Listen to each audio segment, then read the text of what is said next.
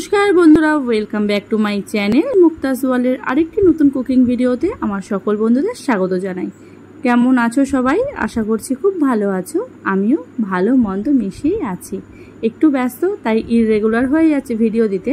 বন্ধুরা নিজ গুণে ক্ষমা করে দিও সেটা। আমি চেষ্টা করছি রেগুলার ভিডিও দেওয়ার। তো বন্ধুরা, আজকে দেখতেই পাচ্ছ একদম পুরনো দিনের মা ঠাকুমাদের হাতে হারিয়ে যাওয়া একটা রান্না নিয়ে চলে এসেছি। কাঁচা কুমড়ো তরকারি চিংড়ি মাছ দিয়ে। কিভাবে করছি পুরো ব্লগটা দেখতে থাকো, তাহলেই বুঝতে পারবে। তো চলো রেসিপিতে যাওয়া যাক। তো দেখো, এখানে আমি কাঁচা কুমড়ো তরকারি বানানোর জন্য এই যে ছোট সাইজের যে কুমড়োগুলো হয় সেই কুমড়ো একটা নিয়ে নিয়েছি। এই কুমড়োগুলোকে অনেকে বালি কুমড়োও বলে, কারণ এত নরম হয় খেতে, এগুলো খোসাও ফেলতে হয় না। তো রাস্তায় আস্তে আস্তে এরকম একটা কুমড়ো যখনই দেখলাম, মনে হলো যে সেই মার হাতে রান্না খেয়েছি কাঁচা কুমড়োর তরকারি, এটা করতে পারি। তো চিংড়ি মাছ ছিল ফ্রিজে, তো ভাবলাম চলো চিংড়ি মাছ দিয়ে কাঁচা কুমড়োর এরকম কষা তরকারি বানিয়ে ফেলি। তার জন্য দেখো নিয়ে নিয়েছি চিংড়ি মাছ আর কেটে নিয়েছি ডুমু ডুমু করে আলু।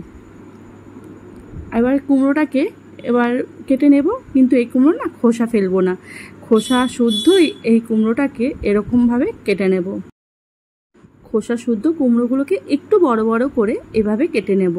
আর বীজগুলোকে আলাদা করে সরিয়ে নিয়েছি, আর কুমড়োগুলোকে ভালো করে পরিষ্কার করে একটু বড় বড় করে কেটেছি। কেননা কুমড়োগুলো এত নরম, কষানোর সাথে সাথে ছোট সাইজ করলে গলে যেতে পারে। তো চলো এবার এই তরকারিতে কি মশলা ইউজ করব, একদম সিম্পল। নিয়েছি একটা বড় সাইজের পেঁয়াজ, একটা ছোট্ট টুকরো আদা, আর কিছুটা রসুন, আর কয়েকটা কাঁচা লঙ্কা। ব্যাস, এই মশলায় একদম সুন্দর একটা তরকারি তৈরি হবে। দেখো মিক্সিতে এটা পেস্ট করে নিয়েছি, আর নিয়েছি চিংড়ি মাছ। তো চলো এদিকে দেখো, এবার আমি একটা কড়াইতে বসিয়ে দিয়েছি। কড়াইটা গরম হয়ে গেছে, আর এখানে দিয়ে দেবো 4 চামচ পরিমাণে তেল। এখানে আমি রিফাইন্ড অয়েলই ইউজ করছি, তোমরা চাইলে সর্ষের তেল ইউজ করতে পারো। এবার তেলটা হালকা গরম হয়ে আসলে এর মধ্যে দিয়ে দেবো 1 চামচ পরিমাণে কালো জিরে। কালো জিরেটা একটু ভাজা ভাজা হয়ে আসলে, যখন স্মেল আসবে ভাজার, তখন আমি এই কেটে রাখা আলুর টুকরোগুলো এর মধ্যে দিয়ে দেব। প্রথমে আলুগুলোতে একটু নুন আর হলুদ পরিমাণ মতো দিয়ে হালকা করে লাল লাল করে ভেজে নেব।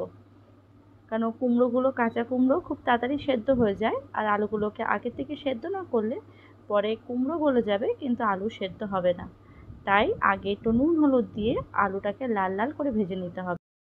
ভাজা হতে হতে এখানে দেখো 1 চামচ জিরের গুঁড়ো, 2 চামচ লঙ্কার গুঁড়ো, হলুদ আর নুন, এটাই মশলা। আর এখানে তো মশলার পেস্টটা আগে থেকেই করেছি, তোমাদের দেখিয়ে দিলাম। আর এদিকে দেখো আলুগুলো লাল লাল করে ভাজা হয়ে গেছে। এবার আমি চিংড়ি মাছগুলো এর মধ্যে দিয়ে দেব। চিংড়ি মাছগুলোকে 2 থেকে 3 মিনিট একটু লাল লাল হয়ে গেলে, চিংড়ি মাছ ভাজতে যদিও বেশি সময় লাগে না, কিন্তু ওপর থেকে যখন হালকা লাল ভাব চলে আসবে, তখন এর মধ্যে আমি অ্যাড করব কেটে রাখা কুমড়োগুলো। দেখো চিংড়ি মাছগুলো ভাজা হয়ে এসছে। এবার আমি এর মধ্যে কুমড়োগুলো অ্যাড করে দেব। কুমড়োগুলো অ্যাড করে এর মধ্যে আবার একটু নুন আর হলুদ দিয়ে, যাতে কুমড়োগুলোর মধ্যেও নুন হলুদ ঢুকে যায়, দিয়ে ভালো করে একটু ভাজা ভাজা করে নেব।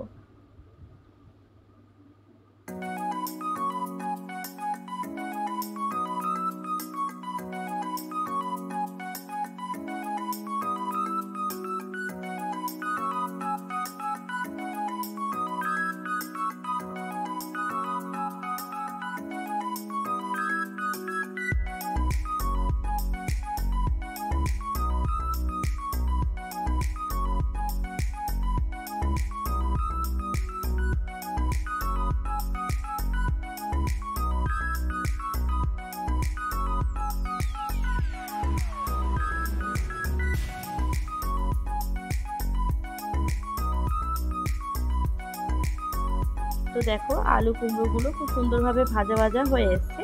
এবার আমি এর মধ্যে বেটে রাখা মশলাটা অ্যাড করব। এখানে আদা, পেঁয়াজ, রসুন, কাঁচা লঙ্কা আছে।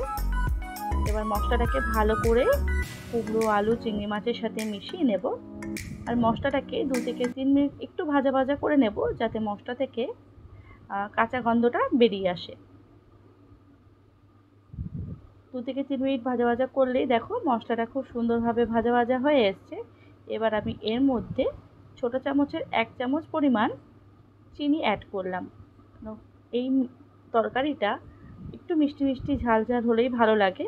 ভাত, রুটি, পরোটা যে কোনো কিছুর সাথে খুব ভালো যায়।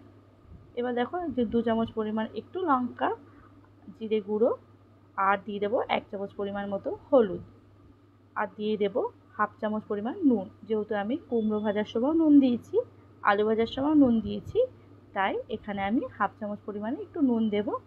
আর দিয়ে দেবো মিক্সিতে বাটিতে যে মশলা করেছিলাম সেই মশলা ধোয়ার জল।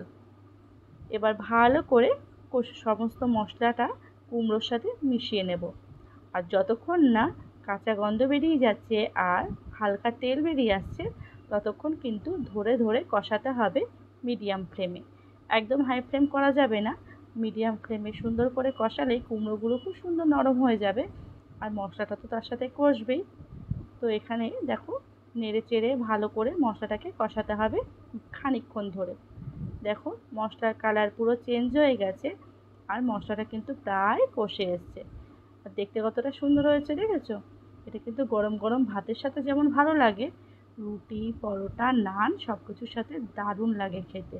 লুচির সাথেও কিন্তু মন্দ লাগে না।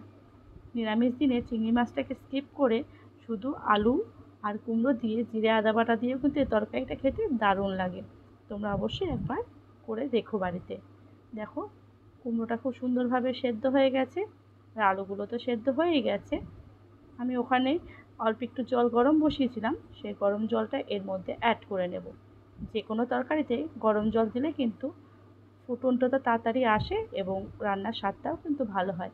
কাঁচা জল দিলে ফুটতে সময় লাগে, তাই গরম জল দিলে খুব তাড়াতাড়ি কিন্তু রান্নার ফোটাটা চলে আসে এবং সেদ্ধ হয় খুব তাড়াতাড়ি। এবার এটাকে টকবক করে ফুটে গেলেই নামিয়ে নেব গরম গরম এই কাঁচা কুমড়োর তরকারি। দেখো কি সুন্দর মাখো মাখো একটা তরকারি হয়েছে।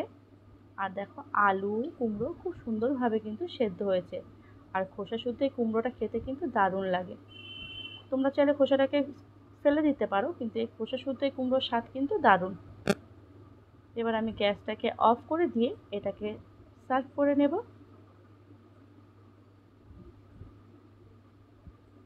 তো দেখো বন্ধুরা, আমি এখানে তরকারিটাকে সার্ভ করে ওপর থেকে কিছুটা নারকেল কোড়া দিয়ে গার্নিশিং করে নিয়েছি। কারণ যে কোনো জিনিস দেখতে সুন্দর হলে কিন্তু তার প্রতি খেতেও বেশ ভালো লাগে, তাই না? তো বন্ধুরা, আজকে এই কাঁচা কুমড়োর তরকারি রেসিপি তোমাদের কেমন লাগলো আমাকে কিন্তু অবশ্যই জানিও। আর ভালো লাগলে লাইক, কমেন্ট, শেয়ার, সাবস্ক্রাইব করে আমার পাশে থেকো। আর নতুন বন্ধুরা যারা এখনও চ্যানেলটাকে সাবস্ক্রাইব করোনি, প্লিজ চ্যানেলটাকে সাবস্ক্রাইব করে পাশে থাকা নোটিফিকেশন বেলটি প্রেস করে দিতে কিন্তু একদম ভুলো না। কাল আবারও নতুন কোনো রেসিপি নিয়ে চলে আসবো। ততক্ষণ সবাই ভালো থেকো, সুস্থ থেকো, সাবধানে থেকো।